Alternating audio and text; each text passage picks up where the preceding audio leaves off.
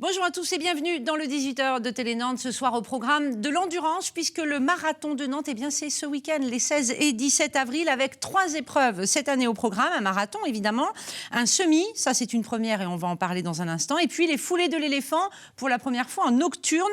Il y aura également un relais pour les entreprises. On va faire le point sur les parcours, sur les nouveautés de cette édition.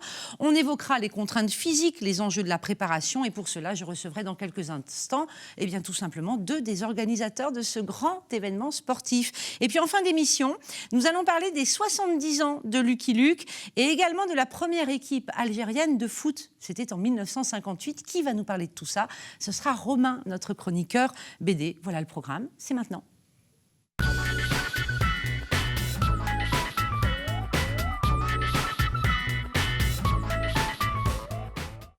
Le marathon de Nantes, je vous le disais, se déroulera ce week-end et pour en parler, je reçois Julien Gaborio. Bonjour. Bonjour. Vous êtes organisateur, président de Sport Ouest Organisation. Oui, c'est ça. C'est ça, c'est une structure d'événementiel sportif. C'est ça, exactement. Voilà. Et puis avec nous également, Michael Boistier, bonjour, membre de l'organisation et membre de l'association Courir à Nantes. Exactement. Qui co-organise.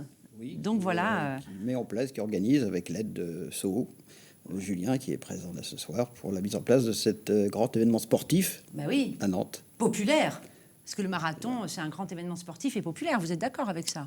Oui. Ah. C'est l'image que nous donnons à notre événement. On l'a mis sous l'enseigne du populaire. Du populaire. Combien de personnes, de coureurs, de coureuses seront, toutes épreuves confondues, seront alignées là, à partir de samedi soir? On flirte avec les 13 000. On va être un tout petit peu moins que 13 000. On a 13 000 coureurs sur les 4 épreuves. C'est beaucoup. Oui, c'est quasi 2 fois plus que l'année dernière. On a quasiment doublé par rapport à 2015. Qu'est-ce qui explique cet engouement-là? Un vrai engouement autour de la course à pied en règle générale et surtout en France. Une véritable attente du public sur la création notamment du semi-marathon. Voilà, on viendra, ouais. Et puis les foulées qui basculent en nocturne avec une véritable attente aussi là-dessus, avec un parcours qui est plutôt agréable puisque voilà, on le voit ce parcours des foulées. 10 km autour de l'île de Nantes. Non officiel. Au mieux, c'est un kilomètre non homologué. Voilà. Donc c'est du plutôt ludique, loisir, familial, chronométré quand même. Oui. Mais non homologué, parce qu'il ne fait pas la distance de 10 km précisément. Précise, d'accord. Voilà. Départ de cette course, les foulées donc, de l'éléphant, ce sera samedi soir à 21h. Sous les nefs des machines de Lille. Sous les nefs des machines de Lille. Pourquoi avoir eu l'idée de cette course nocturne? Parce que ça, c'est tout nouveau. Mais en fait, la chose, déjà, ça menait de manière assez logique, puisque on avait le souhait d'organiser un semi-marathon pour compléter l'offre pour les coureurs. Le semi-marathon doit avoir sa place au même titre que toutes les épreuves, donc il fallait trouver une période pour qu'elle se déroule sans bloquer trop longtemps la ville de Nantes. Donc on a choisi de le positionner le matin avant le marathon de Nantes. Ouais. Et donc par conséquent, on a dû avancer en créant une nouvelle épreuve. De gestion en fait. Ouais, c'est une gestion, une organisation. C'est pas possible de faire les 3 courses le matin. Et puis accessoirement, ça risque d'être sympa. Le public, ça a l'air de lui plaire parce qu'ils sont combien à s'être inscrits? C'est complet, je crois, pour les foulées. Oui. C'est complet depuis presque un mois. Voilà. Et il y a 6 000 coureurs. 6 000 coureurs. Donc ça veut dire que vous avez vu juste. Plutôt. on le verra samedi soir. Je pense qu'on est juste. Donc voilà, ça c'est les foulées. Départ 21h samedi, des nefs, 1h35 en limite de course. C'est ça, 1h35. Un parcours très roulant, donc, mais ça va être festif. C'est la course la plus facile, clairement. Oui, on est d'accord. Par le dénivelé, par la largeur des voies. Parce que c'est plat. Mais comme les gens vont s'amuser, ça va peut-être... Traînailler. Ensuite, donc dimanche matin, 8h30, au Mémorial de l'Esclavage, départ du semi-marathon. C'est la grande nouveauté 2016. On va en découvrir le parcours. Donc le semi-marathon, il est concentré sur l'île, mais avec aussi, il passe la Loire et il rejoint le centre-ville aussi. Oui. Ça, c'est important pour ce semi de faire cette petite incursion dans le centre-ville. C'est la patte du marathon de Nantes. Ouais. L'idée, c'est de rendre le parcours le plus urbain, je regardais, enfin, on était au marathon de Paris, il y a peu d'épreuves qui sont en mesure de pouvoir proposer des épreuves 100% urbaines, mis à part le marathon de Paris lui-même. Mais en France, c'est assez rare qu'une épreuve, on parlera du marathon tout à l'heure, mais le semi-marathon français, il y a peu d'épreuves urbaines. Oui. Ouais. Et là, Ça, on est c'est vraiment une particularité 100% urbain, nantaise. Un peu plus de 21 km, 100. Voilà, kilomètres. Il y avait une grosse demande, c'est ce que vous disiez, Julien, tout à l'heure. Il y avait une attente pour le semi-marathon. Ah mais clairement, ouais, ça fait des années qu'on nous sollicite en nous disant vous avez le 10, vous avez le 42, au milieu il manque une distance. Milieu, là. Exactement. Et puis il fallait taper la distance officielle et le semi-marathon répond à cette demande-là. Moi je ne pensais pas à l'engouement sur le semi à ce niveau-là. Quand on court le semi, c'est qu'on se prépare pour faire du marathon après, ou qu'on se sent pas capable, pas capable. Souvent, ce sont des gens qui découvrent un peu la compétition course à pied longue distance et qui démarrent par, après avoir des 10 km, se mettre au semi pour se tester un peu sur des distances un peu plus longues et peut-être passer au marathon après. C'est un bon test. C'est un bon test. Le temps de course du semi, c'est quoi ? On va 2h40. 2h40, oui. Maximum. Ça, c'est la limite. Les très bons, ils courent en combien ? Une heure, on va dire 1h06, 7. Ouais. À peu près. Oui. Et là, avec le semi, on est dans une compétition référencée, homologuée, évidemment. Là, ça. Alors, elle est chronométrée, elle est mesurée, mais elle n'est pas encore cette année homologuée FFA, puisqu'il faut une année d'une épreuve pour qu'elle soit homologuée. Donc, les juges vont venir la pré-homologuer cette année. On vérifie si tout est fait dans les règles. Oui, voilà. Et l'année prochaine, elle sera homologuée. D'accord. Donc, c'est une première. Elle fera exactement la distance du semi-marathon. Bah oui, pour être homologuée, il n'y a pas le choix, j'imagine, évidemment. Et on en vient à l'épreuve reine, on va dire, c'est le marathon. Ça fait combien de temps qu'il y a un marathon à Nantes ? Alors, il s'est appelé autrement, on va le rappeler. C'était le marathon du Val-Nantais, qui partait dans la campagne. On partait sur les bords de Loire. Voilà, Thoiret, etc. Mauve, tous les bords de Loire. C'est vraiment un moment important dans la vie sportive nantaise, en fait, ce marathon. On regarde le parcours, parce que du coup, le parcours maintenant est très différent. Alors là, on est dans du pur urbain, 42 km et 195 mètres de course dans l'hypercentre et un petit peu autour, mais c'est vraiment ça. C'est un parcours difficile ? Il n'est pas facile. Il est pas facile. Il y a du dénivelé. Et alors, c'est pas trop le dénivelé. Il y a des relances surtout. Comme c'est un parcours urbain, il est tout en virage, donc il faut faire de la relance.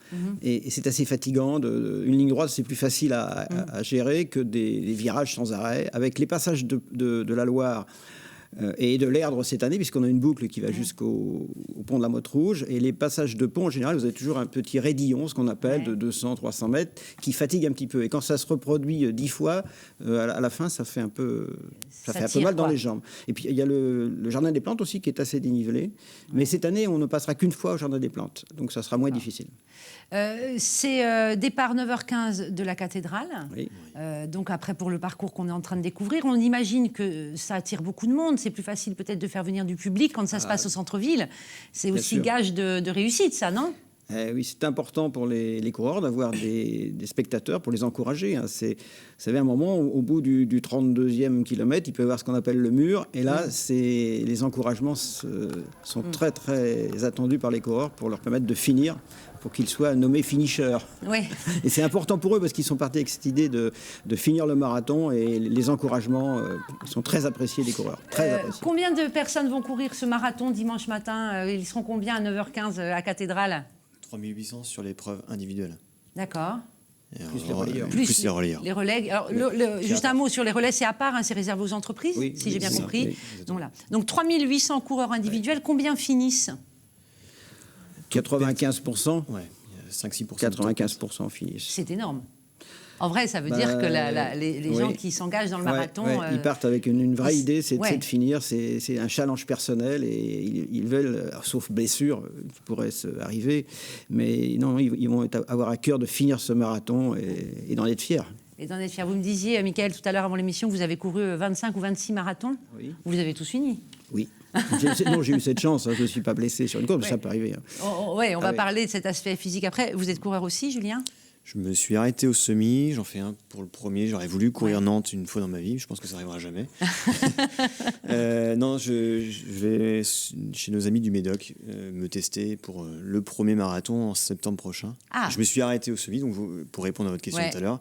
Je pense qu'effectivement, surtout actuellement, avec les vies qu'on peut mener, de faire également avoir un travail assez chargé, plus un plan d'entraînement et d'autres sports à côté, il faut joindre tout ça.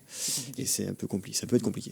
Ça fait beaucoup. Bon, alors, juste un rappel pour ceux qui nous regardent. Dimanche matin, vous évitez le centre-ville. Donc, de toute façon, il sera bouclé aux voitures. Les trams seront... Une partie des trams va être bloquée. Évidemment bloquée. Donc voilà, renseignez-vous sur les sites internet de la ville, de la TAN. Les plans de déviation sur le site. Et sur le site marathonnantes.com, voilà, vous aurez les infos pratiques. Alors l'an dernier, lors du marathon 2015, vous aviez organisé une conférence avec Michel Simès, médecin, mais qui ne le connaît pas, médecin très connu, animateur, radio, télé, etc. C'était à la Cité des Congrès. On y était allé et ça portait justement sur cette question de la préparation physique et des enjeux physiques de la course. Je vous propose de redécouvrir le reportage que nous avions réalisé à l'époque. C'est Anne Judic qui s'en était chargée. Pour ceux qui ont déjà fait des marathons, déjà couru ces courses, ils savent que c'est difficile, ils savent qu'il faut se préparer, qu'il faut un bon entraînement. Et ça, on va insister dessus, bien sûr. Et on va peut-être aussi faire passer des messages à ceux qui font leur premier marathon, qui se trouvent devant un mur psychologique, parce qu'on flippe, leur expliquer tout ce qu'il va falloir faire et surtout tout ce qu'il va falloir ne pas faire pour ne pas commettre d'erreurs et pour ne pas arriver en pleurant au bout des 42 km. Levez la main ceux qui n'ont jamais fait de marathon. Vous allez en chier. Le ton est donné. Dans l'auditorium, 850 sportifs, pas tous marathoniens. Autour de Michel Simès, une podologue ou encore un médecin du sport. Pendant 1 heure, ils répondent avec humour aux dizaines de questions soumises en amont par les coureurs à pied. Il faut manger à quelle heure avant le marathon ? 3 heures avant, c'est mieux. Entraînement, équipement, nutrition, stress, tous les aspects de la compétition sont abordés sans détour. Ah oui, d'ailleurs, juste un mot à propos de la digestion. Faites popo avant de partir de chez vous. Pourquoi ? Parce qu'il va y avoir la queue. C'est assez drôle, il communique avec son public et il était marrant. Je pense qu'on n'était pas consciente de la préparation que ça peut impliquer. Ça fait réfléchir. C'est une épreuve très difficile et puis on part souvent solitaire, donc on n'a pas idée de la difficulté, de la souffrance. Voilà, c'était il y a 1 an, mais tout ça est valable encore aujourd'hui. Notamment ce que disait ce dernier monsieur, la solitude, quand on part seul, quoi. C'est une épreuve de soi avec soi-même. Le marathon, vous confirmez, Michael ? On part avec des amis, mais quand il faut courir, on est seul. On est seul parce que c'est son physique et son mental qui doit faire fonctionner son organisme à soi et pas celui du voisin. Donc on est seul. On imagine que sur les milliers de personnes là, qui vont courir dimanche matin ce marathon, tous ne sont pas des spécialistes, ils n'ont pas tous 10 marathons derrière eux. Pour beaucoup, ce sera le premier. D'ailleurs, on l'a vu dans le reportage, lors de la conférence, beaucoup ont levé la main pour dire « moi, j'ai jamais couru une marathon ». Là, il faut peut-être rappeler qu'on ne se lance pas comme ça dans un marathon. Il faut de la préparation, il faut se connaître. C'est ce que vous me disiez tout à l'heure, il faut se connaître soi-même. Il faut connaître ses capacités, ses limites. Il faut de l'entraînement. Ça, c'est la base d'un marathonien, il faut de l'entraînement. Parce que physiquement, c'est quand même... C'est traumatisant. Traumatisant, difficile et avec des risques. Les gens pleurent à l'arrivée, mais souvent c'est de joie. Oui.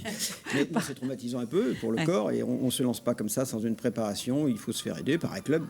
Principalement les clubs qui ont des gens capables de vous aider, ou quelqu'un qui a une bonne pratique de ces courses et qui pourra vous entraîner. Alors tous les dimanches, mais il faut courir 3-4 fois par semaine dans les phases de préparation, donc 2 à 3 mois avant. Pour que l'organisme s'habitue, bien sûr. C'est peut-être l'occasion aussi de rappeler l'organisation d'une telle épreuve, ça implique aussi la notion de sécurité et de surveillance des coureurs et de pouvoir intervenir. C'est le cas. J'imagine qu'il y a un gros dispositif. Bien sûr, il y a un gros dispositif de sécurité médicale. Nous avons la protection civile avec 43 secouristes qui vont être présents sur 6 points de postes de secours, avec un médecin, avec une moto d'intervention, 2 ambulances. Et puis on a la chance d'être en centre-ville, donc les urgences ne sont pas très loin s'il y avait un problème. Donc on peut intervenir. On a mis en place aussi un système avec Dockever, une société qui va nous aider avec des systèmes de balises pour trouver un peu où se situent les problèmes de coureurs qui seraient blessés. Gros dispositif. Combien de bénévoles au total ? 1 millier. 1 millier de bénévoles. Oui. Et c'est pas dur de trouver 1 millier de bénévoles pour un événement comme ça doit pas être simple. Si. Parlons-en à Jacques. Qui est Jacques? Message pour Jacques. Déjà Jacques, Très qui est la justement. personne de l'association qui s'occupe de rechercher des bénévoles, à travers les associations d'ailleurs, puisque nous prenons bénévoles beaucoup dans des associations sur Nantes. Donc on fait travailler le tissu associatif de Nantes, qui vient nous aider avec beaucoup de plaisir. Et ça se passe bien, mais c'est difficile d'avoir 1000 personnes pendant les 3 jours. Bah ouais, c'est une grosse mobilisation. Bravo à vous, en tout cas. Tout ça, c'est à venir applaudir, encourager et admirer ce week-end. Le marathon de Nantes. Première épreuve samedi soir, 21h, départ des nefs. Ça sera les foulées nocturnes de l'éléphant. Dimanche, 8h30, départ du premier semi-marathon de Nantes. Et puis 9h15, juste après, à la cathédrale, ce sera le départ du grand marathon. Merci à vous deux. Vous saviez que Lucky Luke avait 70 ans cette année ? Non, je ne savais pas qu'il avait 70 ans, mais il court peut-être aussi vite qu'il ne tire avec son pistolet. Eh bien, on va en parler tout de suite avec Romain, c'est l'heure de la chronique BD, pardon.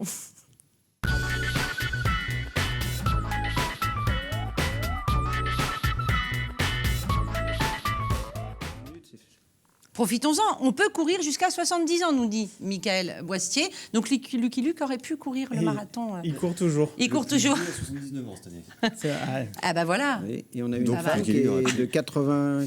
L'année dernière, nous avions une femme 82 ans qui a terminé. C'est admirable, c'est admirable. Bonjour Romain. Bonjour.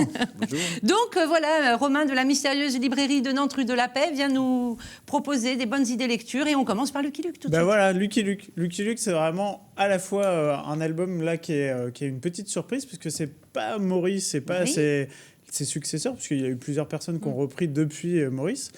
Et là, cette fois, c'est Mathieu Bonhomme, donc qui revient avec un carte blanche sur le personnage.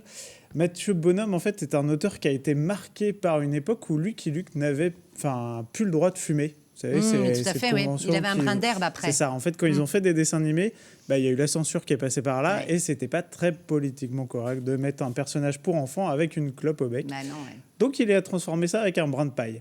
Donc, dans la bande dessinée, on n'en a jamais parlé. Et Mathieu Bonhomme a été traumatisé parce qu'à cette époque, tout le monde disait « Mais on a tué Lucky Luke. On a tué l'image. En plus, il avait sa blague de... à tabac et tout, Lucky Luke. C'est ça, il y avait tout. Et puis, les Lucky Strike, il y a toute une référence autour de Lucky Luke quand même. Et donc, voilà, en fait, il a fait une histoire qui est vraiment un peu à part. On a pu le voir avec le dessin. C'est pas le dessin qu'on connaît de Lucky Luke. Il arrive dans une ville. Ça fait pas mal de temps qu'il n'arrive pas à trouver de tabac. Ça fait 3 villages qu'il enchaîne. Il n'y a plus de tabac nulle part. Il est un peu à cran. Et vous savez, quand on manque de tabac, on est un peu en manque. Lucky Luke, il est comme tout le monde. Et du coup, ça commence très très fort puisque la première page de l'album, Lucky Luke se fait flinguer. Et on revient en arrière pour comprendre ce qui s'est passé. Ok, donc là, en fait, pour les 70 ans de Lucky Luke, on nous le tue. On le flingue, c'est ça. Ok, super.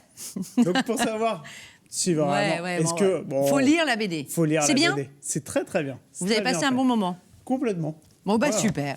On change d'univers totalement avec Monsieur Mardi Gras des Cendres. Oui. En gros, c'est l'imagination de l'artiste. Là, on va au cœur de ses tripes à lui. Il y a des gens qui savent reprendre à merveille le travail de d'autres, comme avec Lucky Luke. Et bien là, c'est vraiment... Éric Liberge, donc l'auteur, fait un travail assez incroyable. Il a créé un monde sorti de toute pièce de son imagination. On est dans un espèce de purgatoire. Alors, c'est très, très graphique, comme vous allez pouvoir le voir, très sombre. On est sur des personnages donc, squelettiques. Donc, c'est après la mort. Ils sont ni à l'enfer, ni au paradis, donc au purgatoire. Et il a créé toute une mythologie autour de son purgatoire.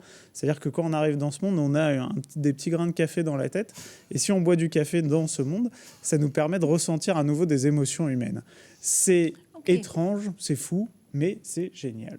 D'accord. Voilà. Et donc, ça s'appelle Monsieur Mardi Gras des Cendres. Voilà. Descendre comme le verbe descendre. C'est curieux, même le titre est curieusement imaginé. Mais c'est tout un jeu qui est fait, qui est vraiment très poussé par l'auteur et il y a toute une conception comme ça assez folle et il faut lire pour comprendre. Faut le lire on va le lire. Football maintenant, j'en ai parlé tout à l'heure, et vous n'en revenez pas vous-même, avec un maillot pour l'Algérie. Alors allez savoir pourquoi. En fait, on n'est pas très sport dans la bande dessinée. C'est-à-dire les histoires de sport en bande dessinée, il y en a très peu. Et bien cette fois-ci est très bien. C'est Chris qui est co-scénariste qui travaillait avec Davodo, donc un auteur qu'on connaît bien en bande dessinée et qui d'habitude s'intéresse à beaucoup de choses historiques. Et bien là, il mélange l'histoire et le foot, puisque en fait un maillot pour l'Algérie, c'est l'histoire de ces joueurs algériens qui, en pleine période du conflit avec l'Algérie et la demande d'indépendance de l'Algérie, vont décider de fuir clandestinement la France. Ils ont une vie plutôt aisée, parce que c'est des joueurs de football, et pour l'époque, ils gagnent bien leur vie. Ils vont décider de tout plaquer, de prendre leurs femmes et leurs enfants sous les bras, et de partir vivre cette aventure complètement folle, de monter une équipe. C'est un combat qui est pacifiste, un combat qui n'est pas gagné d'avance du tout. Et ils fonderont la première équipe nationale d'Algérie. C'est ça, complètement. 1958, voilà. Et ça raconte cette histoire-là. C'est épais, ça. Hein, c'est épais et c'est une belle saga. Une bonne histoire, vrai.